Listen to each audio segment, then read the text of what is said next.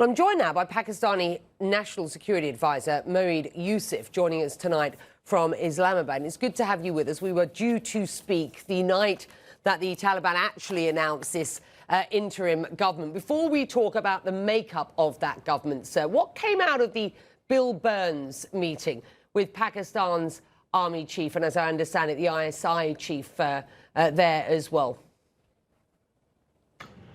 Look, I mean, these are consultations, Becky, that continue. The US intelligence chief was here talking about the situation, of course, in Afghanistan, talking about the threat of terrorism.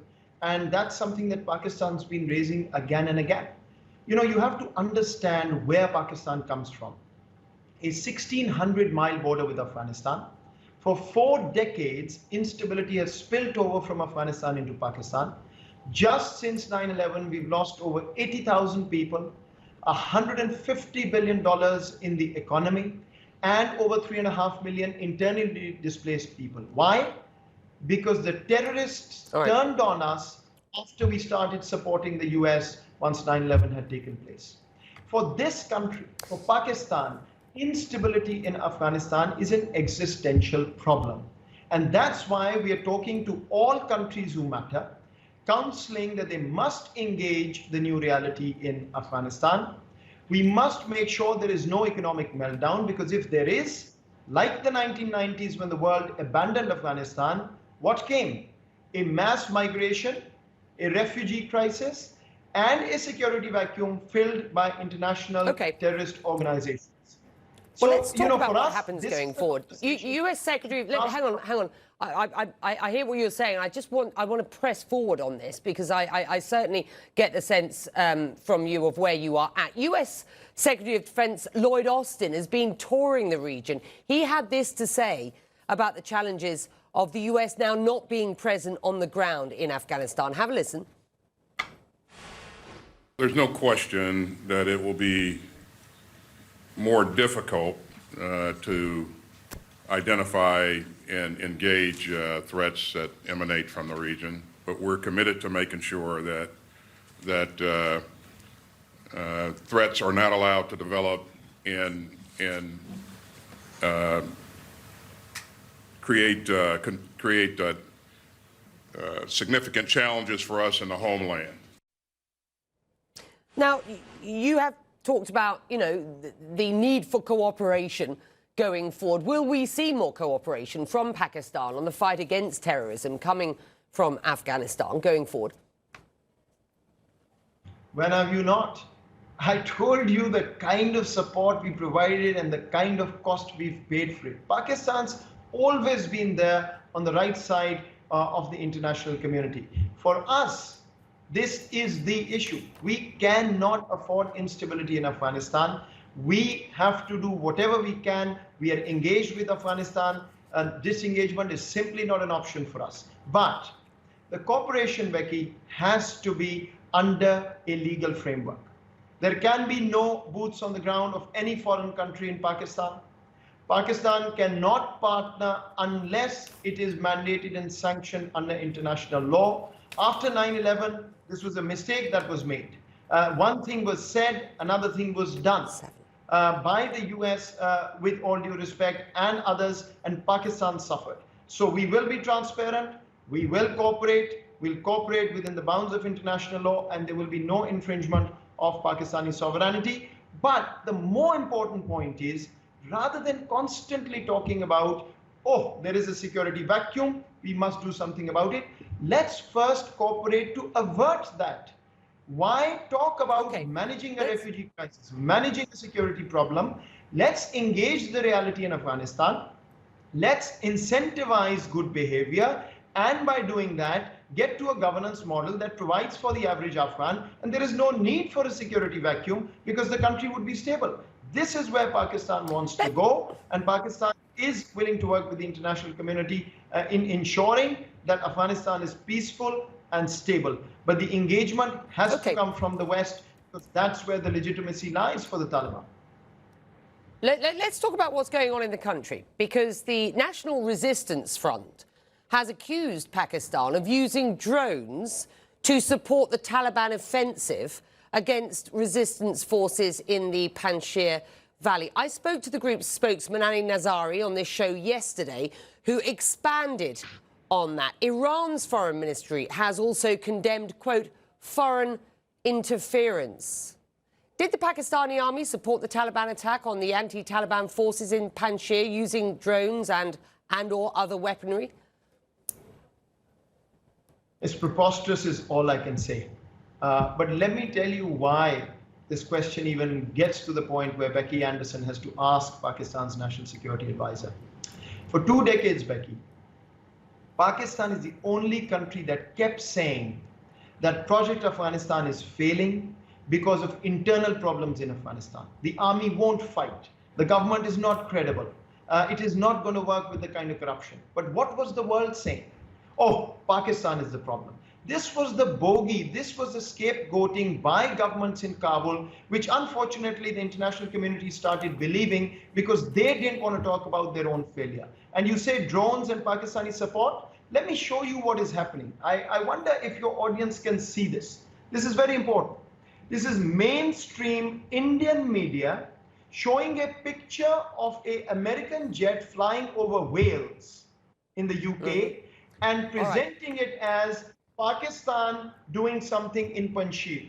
There have been millions of dollars spent by India, our arch rival, in creating a fake news network, in creating a bogey, and that's what the world has faced. That's why the world was embarrassed. Let's move beyond this. Okay, that's your position, and we've heard, and we have heard the position of the Indians as well. And I certainly saw that image tweeted on your site as well. I've given you the opportunity to say, but hang on, sir. Hang on. I want to ask you what you make of the announcement of the Taliban government and just how involved was Pakistan in its makeup? Let me first just say that I want your audience to know that international media has done major exposés on the fake news network run by India. Pakistan only wants peace and stability in Afghanistan. It's a sovereign country. We have to accept that there is a reality there. That's not of Pakistan's making, but now we must do the right thing in terms of where things must head in Afghanistan. Okay. I'm going to ask you a specific question here. Go on. No, all yours. The specific question was Pakistan involved in the makeup of this government? I mean, why would the head of the ISI spend so much time in Kabul at this point if Islamabad isn't directly involved in the formation of this government? Why did the CIA director Bill Burns go to Afghanistan much before my ISI chief went there?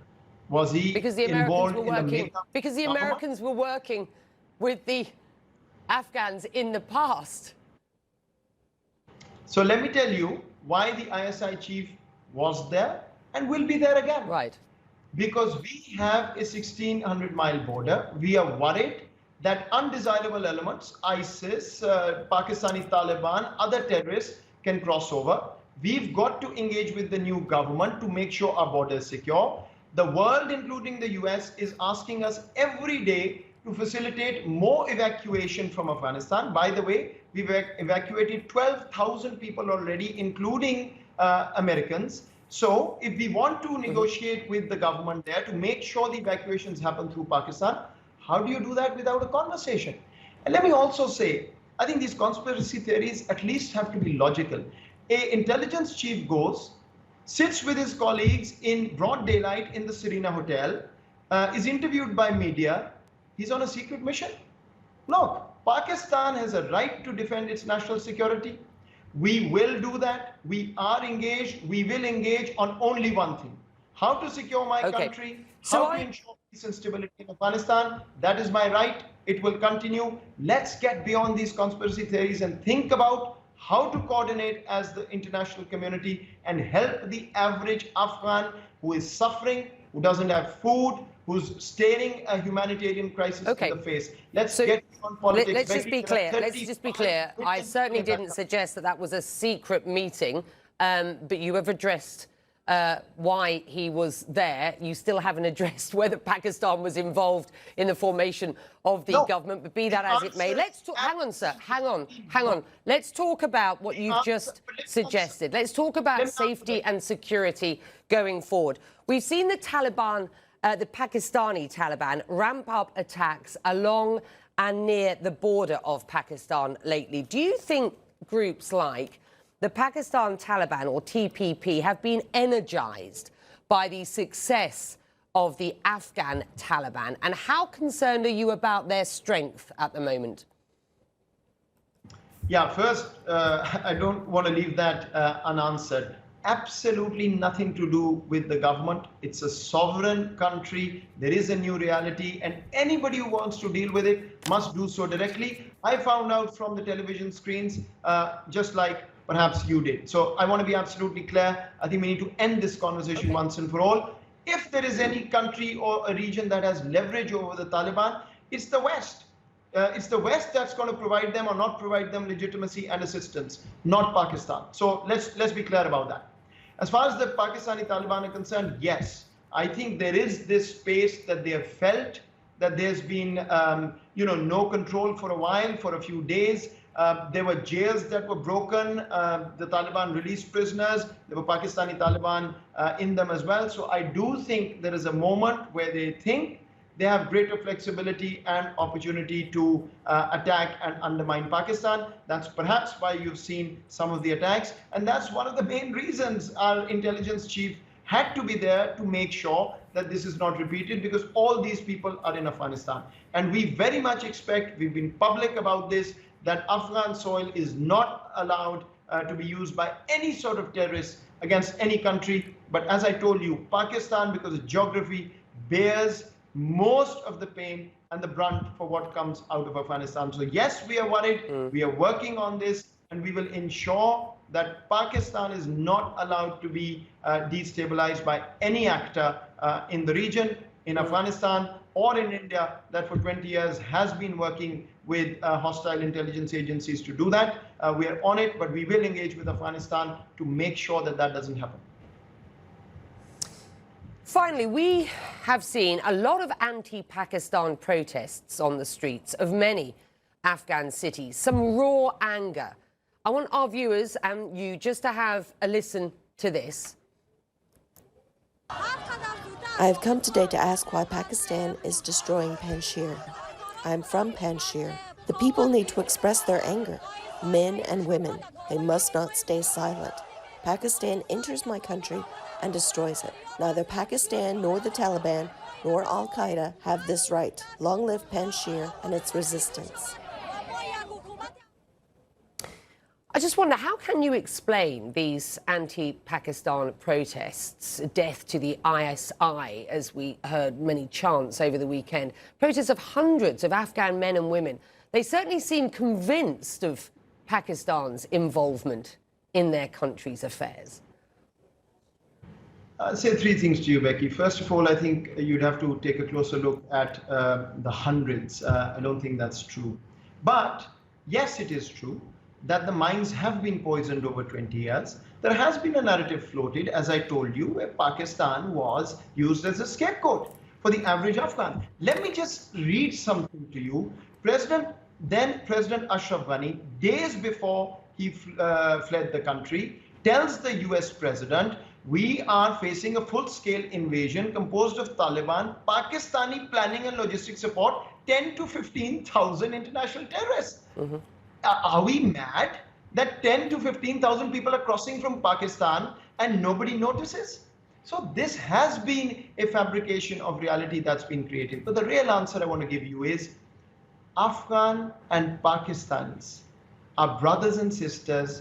We host 4 million of them even today. Every day, 25,000 cross over and go back. Divided families, divided villages, a bond and an affection that is unknown and unheard of anywhere else in the world. That's the real Afghan, that's the real Afghanistan. Those are the conversations. If you can get 10 people on a CNN screen, Becky, that's not reality. You need to dig deeper in this. Afghanistan and Pakistan go back centuries. There is no way our societies can't connect and be together. That's why our border was so Right. porous all these years. There was no way to stop anybody. Everybody wants to move around. So I think this is really made up out of proportion. Pakistan will work for stability of Afghanistan. Afghans know that. We have no other interest. And our goal to encourage the world to engage is also for the sake of the average Afghan and for Pakistan's own security, which is my responsibility. And I will do that in a very unapologetic way, working with Afghanistan and the international community, including the US. And that's why we've had very good meetings you. with the CIA director who is present here. And with that, we'll leave it there. The images speak 1,000 words, sir, so please don't ever accuse us of making things up.